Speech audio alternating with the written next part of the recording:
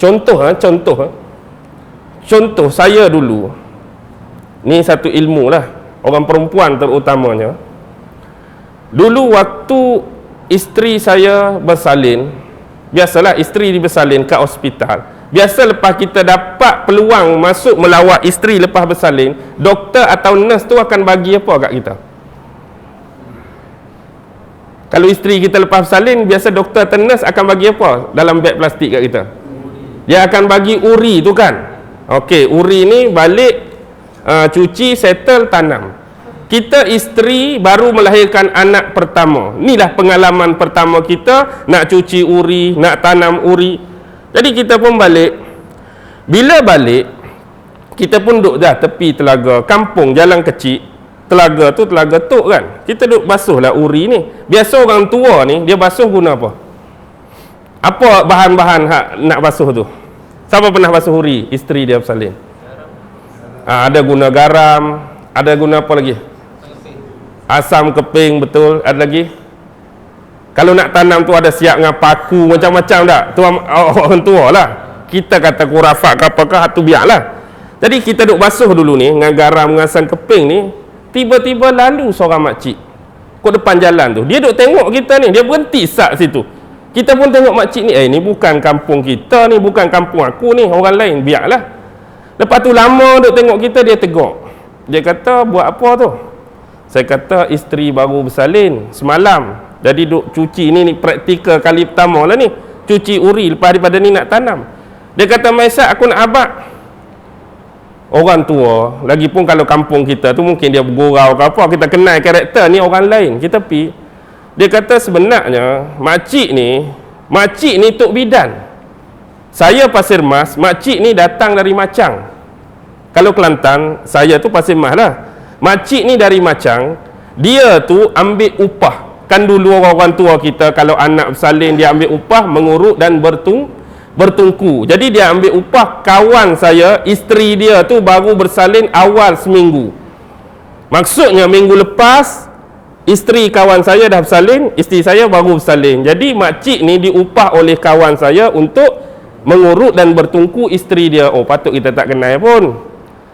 Jadi dia pun nak bagi ilmu tentang uri. Ni ilmu makcik bidan lah. Sama ada dipraktikalkan atau tidak, wallahu alam, terbukti kesahihan dia atau tidak, tengok sendiri. Pertama dia kata, bila kamu angkat uri tu, pada tangkai dia tu ada bintik-bintik kecil. Bintik-bintik kecil macam mana? Dia macam telur katak. Istilah orang Kelantan, telur katak ni macam dalam air sirap. Air sirap biji selasih tu.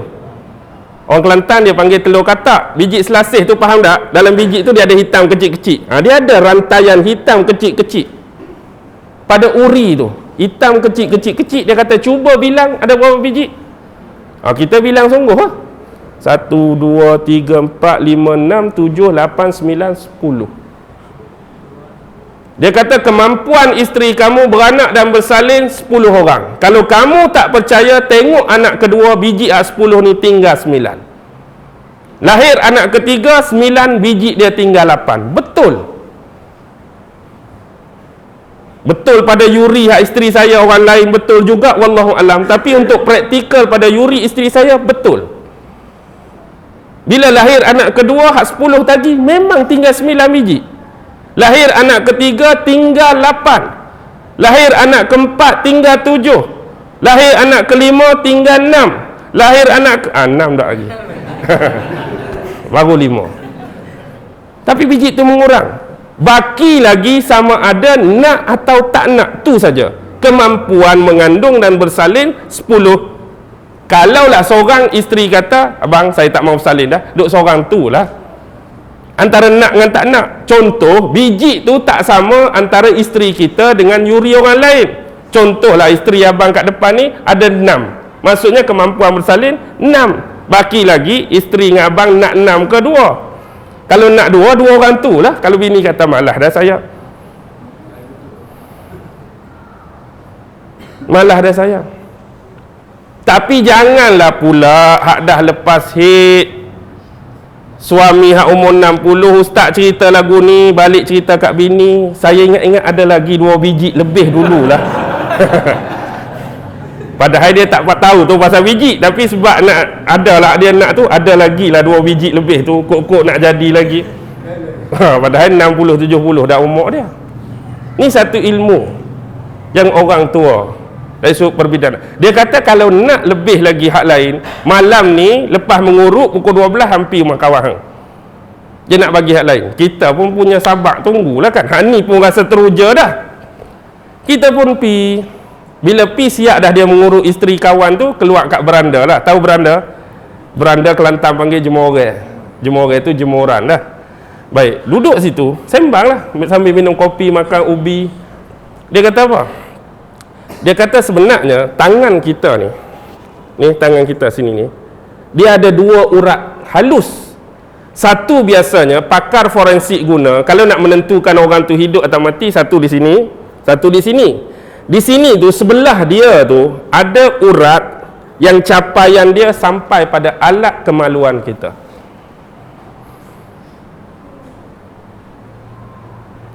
Alat ni bila kemaluan kita mengeluarkan mani, sama ada dengan jalan yang sebenar atau jalan tak sebenar, bahasa mudah keluar saja air mani ikut kemaluan kita, dia akan tergelincir daripada rel dia. Maksudnya tempat dia sebenar jadi Kelantan sebut gelecoh, gelincir, gelecoh rel. Lepas tu bila dia nak masuk balik, sejam kemudian dia akan masuk balik dalam rel dia. Jadi ilmu ni sebenarnya ilmu orang perempuan, tapi aku cerita dekat kamu, tak apalah. Ilmu orang perempuan. Biasanya orang perempuan dulu guna ini untuk test suami masing-masing. Contoh, bila suami balik kerja, isteri pun abang baru sampai, cium tangan. Lepas tu pegang tangan. Pegang tangan tu sebenarnya dia duk test sambil-sambil. Ada ilmu ni, dia duk test. Lari ni. Bila lari maksudnya suami ada kurang-kurang isteri 2 ke, atau hak dia buat tak elok tu ikut dia lah. Dia test. Maksudnya kalaulah dia rasa tak puas hati, dia akan tanyalah, abang main mana sebenarnya ni. Maksudnya benda tu dah lari. Jadi bila ilmu ni dah pecah, bagi orang yang kahwin 2, baliklah selepas sejam atau sejam setengah. Ustaz kata sejam okeylah, minum kopi sejam setengah balik. Jadi test pun duduk dah tempat dia. Sini. Tapi saya pun dah lama dah tak ingat. Tapi itulah amalan orang dulu-dulu. Hebat amalan orang dulu-dulu ni. Dia boleh test. Kita yang tak biasa. Biasa orang yang mengurut ni dia cukup pakar lah bab urat-urat saraf ni. Orang dulu kan macam tempurung. Dia guna tempurung untuk test nak cari gali air telaga. Pernah tengok tak? Orang dulu nak cari gali air tu kan, kita nak gali tu bukan boleh pilih suka-suka. Bukan semua tempat ada air kan. Kadang-kadang ada air tapi tak keluar. Ada mata air yang kuat. Bagaimana mereka nak test? Salah satu cara mereka nak test ialah mereka ambil tempurung kelapa jantan.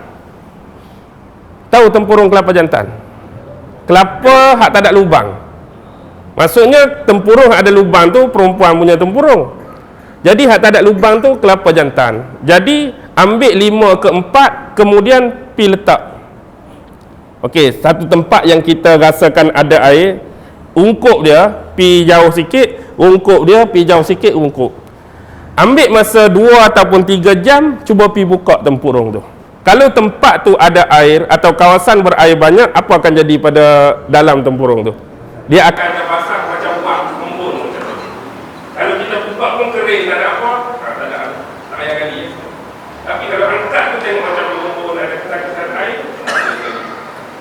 Biasanya kalau dah jumpa satu, dia ada saluran dia ada jalan dia.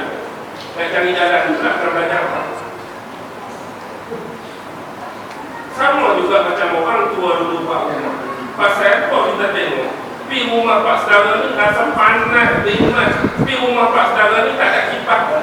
Sejuk, wangi. Sebab cara dia buat rumah tu melintang angin atau mengadap angin. Orang tua dulu